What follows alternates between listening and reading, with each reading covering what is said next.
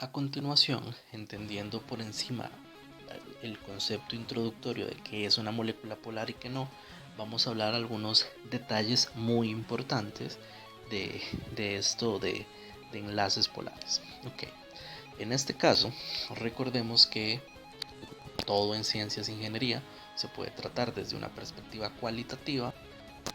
Esto es más electronegativo que esto, por ejemplo, pero también se puede tratar de una forma cuantitativa. Se establecen mediciones, se establecen valores. Con la polaridad igual. En este caso, vemos que el enlace hidrógeno-hidrógeno es un enlace, vamos a decir, es un enlace no polar, mientras que el enlace hidrógeno-cloro es un enlace polar. Pero también se puede trabajar de forma cuantitativa. Lo que es polaridad se puede trabajar con algo que se llama vectores. Haciendo un mini paréntesis aquí de los vectores al fin y al cabo son magnitudes que tienen dirección. Voy a hacer un paréntesis a la izquierda porque las primeras veces que uno escucha esto de vectores puede ser enredado, ya luego sé que es increíblemente fácil. Pero es decir, por ejemplo, imagínense que ustedes están en San José, entonces están específicamente, ya estamos en San Pedro, estamos sentados en el auditorio. Y yo les digo ahí en San Pedro, ok, Cartago está a 22 kilómetros. Okay, esto es una magnitud, punto, una distancia. El asunto es, sí, está a 22 kilómetros, pero está a 22 kilómetros hacia allá, hacia allá, hacia allá, hacia allá. Vean que de pronto esa magnitud adquirió una dirección. Si yo les digo, no son 22 kilómetros, pero específicamente en esa dirección, vean que es una magnitud que tiene dirección. Otra forma de entender esto es simplemente como que yo estoy ubicado y todos, si gustan, pueden ponerse de pie y se pueden mover un paso a la derecha. Ok, ¿cuál fue la magnitud? Un paso. ¿Cuál fue la dirección? Hacia su derecha. Entonces vean que es una magnitud que tiene dirección. Eso generalmente los vectores se representan con flechas, de manera que si la magnitud es grande es una flecha más larga, si la magnitud es pequeña, una flecha más pequeña. Entonces, vean que tiene una magnitud que, insisto, se puede representar con el largo de la flecha, pero también una cierta direccionalidad, un sentido, una orientación que es importante tomar en cuenta. Entonces, volviendo al caso de la polaridad, como se puede trabajar con vectores, podemos hablar de la magnitud, también de la dirección del vector. En el caso de la magnitud, nosotros lo que vamos a utilizar es algo que se llama momento dipolar. El momento dipolar se representa con la letra griega mu, que dibujo así, eso no es una M mayúscula torcida, no es una U con dos palitos, es la letra griega mu.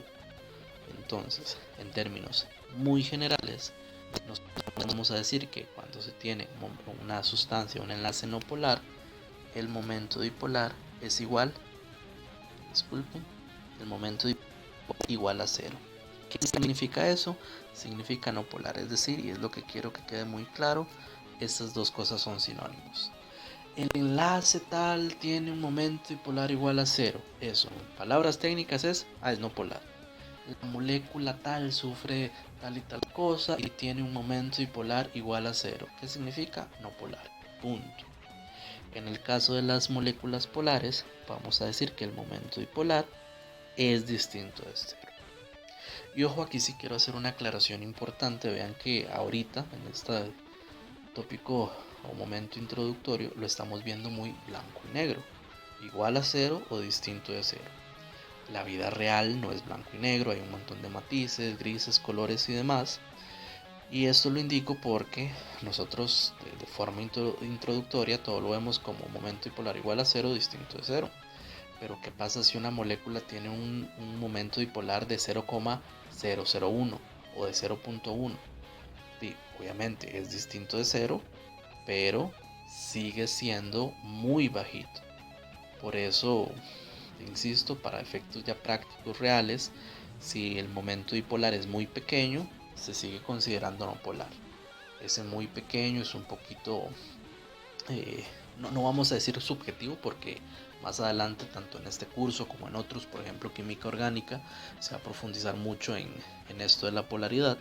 Pero lo que quiero decir es que ahorita a nivel introductorio lo vemos blanco y negro, igual o distinto de cero, pero sepan que es igual, es bajito, qué sé yo, si es punto .1, punto 0,2, sigue siendo muy bajo, y para efectos prácticos sigue siendo no polar. A lo largo de las clases, del libro de texto, de otros cursos, van a ver que identificar esos casos de momentos dipolares bajitos va a ser mucho más fácil. Por ahora no nos preocupemos por eso, porque insisto, estamos en un tema introductorio. Entonces, volviendo a lo que estamos hablando, la polaridad, al ser un vector, podemos hablar de su magnitud, que en este caso se llama momento dipolar, pero también de su dirección. Generalmente el vector, de forma convencional, vamos a decir que es una flechita que siempre apunta al átomo más electronegativo. Es decir, que en el caso del enlace del cloruro de hidrógeno, perfectamente yo puedo representar el vector de esta forma. Ahí vemos que es una flechita que apunta al cloro. Eso de nuevo es por convención. Así se decidió que el vector siempre va a apuntar al átomo más electronegativo. Ahora, teniendo estos detalles claros, es indispensable dominar dos tipos de pregunta. La primera pregunta es, entre estas dos sustancias, ¿cuál enlace es polar? ¿Cuál enlace es no polar? Entonces, por ejemplo, si se pone el enlace, disculpen, si se pone el enlace carbono-carbono, o se pone el enlace carbono-flúor. Entonces, en realidad, primera pregunta, ¿cuál es polar? ¿Cuál no? Entonces es muy fácil identificar en este caso que son átomos iguales, el momento dipolar es igual a cero, es decir, no polar. Pero, bueno, en el caso de la derecha, son átomos diferentes, posiciones distintas, es fácil indicar que el momento dipolar es distinto de cero, es decir, que se trata de un enlace polar. Y más, por ende, podríamos indicar el vector en este caso. ¿Dónde se complica esto? Porque qué fácil dice, si es el mismo átomo no polar, punto. Sí, pero hay ciertas, digamos, excepciones. Esas excepciones que es importante que se aprendan. Una de ellas es, por ejemplo, y todo se puede ver según la tabla periódica, una de esas excepciones es con el carbono y el azufre. El carbono y el azufre no son el mismo átomo, pero sí tienen la misma electronegatividad, de forma que el momento dipolar también es igual a cero y sería una molécula, un enlace no polar. Ahora, la pregunta podría ser, en este caso, ¿cómo sé cuáles átomos, cuáles elementos tienen la misma electronegatividad? Para esto podemos utilizar lo que sería la tabla periódica. La tabla periódica nos puede dar una muy buena representación, una muy buena ubicación de estas igualdades. De nuevo, aquí sí se ocupa un poquito de memoria, pero es solo para que quede claro cuáles serán esos átomos que tienen la misma electronegatividad. Entonces, voy a hacer un mini esquema de la tabla periódica. Por aquí arriba tenemos al hidrógeno, luego tenemos al boro, tenemos al carbono, nitrógeno, oxígeno, flúor. Por abajo tenemos al cloro, bromo, yodo. Tenemos aquí el azufre y tenemos aquí al fósforo. Y lo que vamos a analizar a continuación es cuáles de esos elementos no son el mismo, pero sí tienen la misma electrónica.